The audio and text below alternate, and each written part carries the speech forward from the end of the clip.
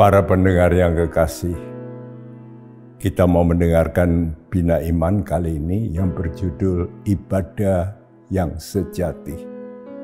Kita melihat bagaimana banyak orang Kristen yang melakukan ibadah tapi tidak membuahkan hasil kesaksian hidup yang berubah, yang menurut garis Tuhan. Itulah sebabnya Alkitab mengatakan bahwa dalam ibadah itu ada rahasia ibadah. Dan rahasia ibadah, kata Tuhan, agung, sangat besar. Namun pada akhir-akhir ini kita membaca dalam nubuat Timotius, dalam 2 Timotius pasal 3, dikatakan perhatikanlah pada akhir zaman akan datang masa yang sukar. Kata sukar itu sebetulnya hanya diterjemahkan sekali di Alkitab kita dengan kata Greka kalepos. Kalepos berarti galak. Akan datang masa yang galak, di mana orang-orang itu tidak bisa dikendalikan oleh Roh Kudus karena mereka mengikuti daging. Oleh karena itu Alkitab mengatakan dalam 2 Timotius 3 ayat 5 berkata, secara lahiriah mereka menjalankan ibadah mereka, tetapi pada hakikatnya mereka memungkiri kekuatannya. Jauhilah mereka itu. Jadi kita mesti belajar bagaimana kita bergaul dengan teman-teman kita. Kita berpikir, oh dia orang Kristen, dia ke gereja, nanti dulu. Apakah dia orangnya Tuhan atau bukan? Kata Tuhan di sini, jauhilah mereka.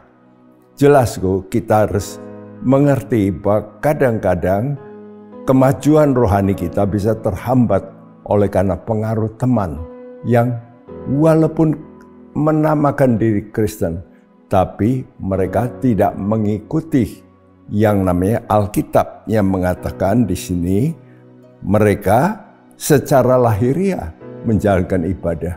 Tapi mereka ini pada hakikatnya memungkiri kekuatannya. Apa itu kekuatan ibadah? Kekuatan ibadah adalah Roh Kudus.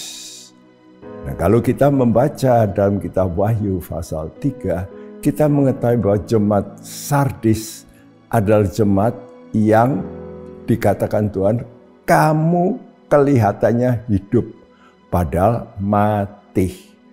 Jadi walaupun ke gereja melakukan perbuatan-perbuatan sosial, dermawan, tapi sebenarnya di hadapan Tuhan itu perbuatannya mati, yang tidak bisa diubah nanti dalam hal yang kekal. Celaka bukan? Oleh karena itu mari kita mau belajar untuk benar-benar ibadah itu dalam roh. Kata Tuhan bahwa kalau tidak dalam roh, itu dalam daging. Jadi dengan kekuatan manusia, kata Tuhan, demikian itu tidak berkenan kepada Tuhan. Karena itu marilah, bukan saja ibadah kita ke gereja, tapi kunci ibadah justru letaknya dalam hubungan kita secara pribadi dengan Tuhan, yaitu dalam sembahyang. Karena itu kita juga mesti berdoa dalam roh. Nah ini saya anjurkan supaya Anda sekalian mulai sekarang minta Roh Kudus, pimpinlah saya supaya saya melakukan ibadah, tapi ibadah yang bisa berkenan di hadapan Tuhan. Ibadah yang sejati, yaitu mempersembahkan hidup tubuh kita yang kudus. Jadi ada satu ciri kekudusan. Karena itu marilah kita melakukan ibadah dalam kekudusan, takut akan Tuhan. Mari kita berdoa. Bapa di sorga, terima kasih Engkau memberitahu bahwa kami harus, Tuhan, benar-benar menjaga ibadah kami dalam kekudusan. Dan itu hanya mungkin kalau Roh Kudus menolong kami. Dalam nama Tuhan Yesus. Amin.